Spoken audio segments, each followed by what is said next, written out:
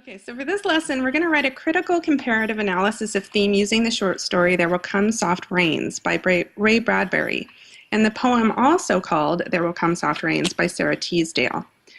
Before we start, let's review what a comparative analysis is. It's an essay where you compare things that are similar in two pieces of writing. Very good. All right. So you look at the two things that are the same and maybe also things that are different between the two pieces of writing, and you get a deeper understanding of what the author is trying to say. And you can compare a lot of different things like characters, setting, structure, language, and so forth. But today we're going to look at comparing and contrasting theme. Okay, so those are really interesting passages. That's your textual evidence. That is the direct words from the story and from the poem that you're going to use to make your argument in your essay, okay? Okay. So let's move on. If we take a look at the graphic organizer, which is right here, do you see it on your screen? Mm-hmm.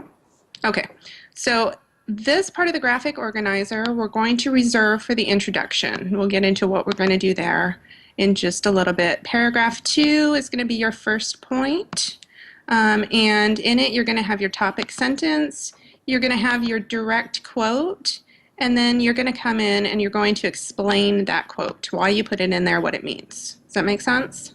Mm-hmm. Okay, so for paragraph 3, same thing. You're going to have your topic sentence, you're going to use your direct quote, and then you're going to explain it, why you put it in there and what it means. For paragraph 4 of the body, same thing, and then finally we're going to come in and we're going to write the conclusion, okay? All right.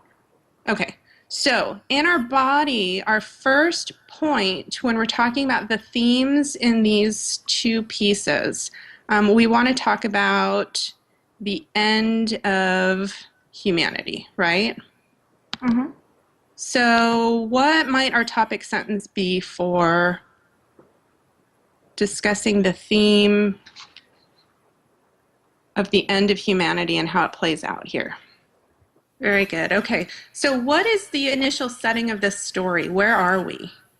In the future, it looks like, and In the future, kind of like, specifically, we're in a house, right? yeah.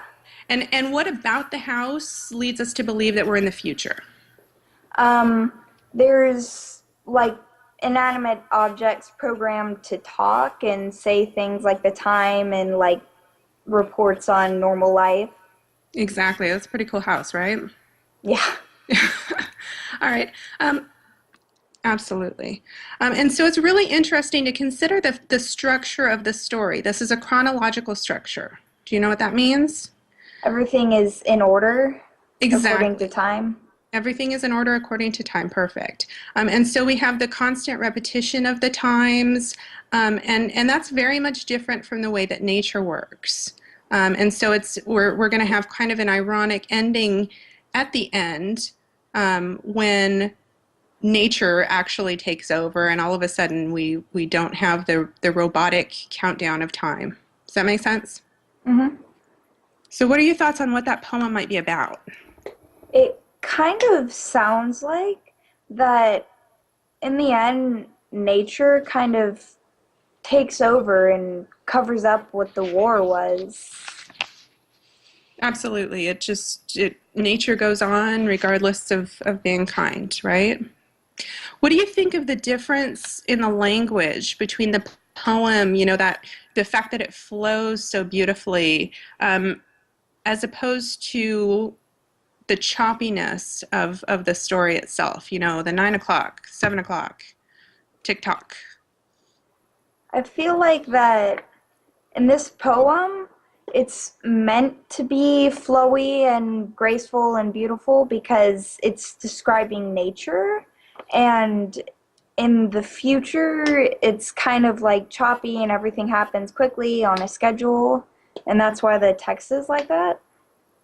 So what kind of message do you think the author and the author of the story were trying to give to us? What are they trying to tell us about the way things are in the future?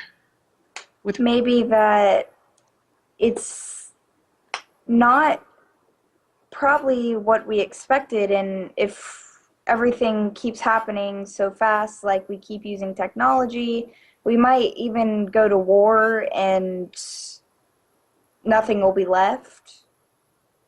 Very good. So it's kind of a warning to us about how things are. As I was reading it, my Roomba's going off in the rest of the house, and I'm thinking of these little mice scurrying around the house, cleaning up after us. I think we might be there closer than we think, right? No kidding. All right.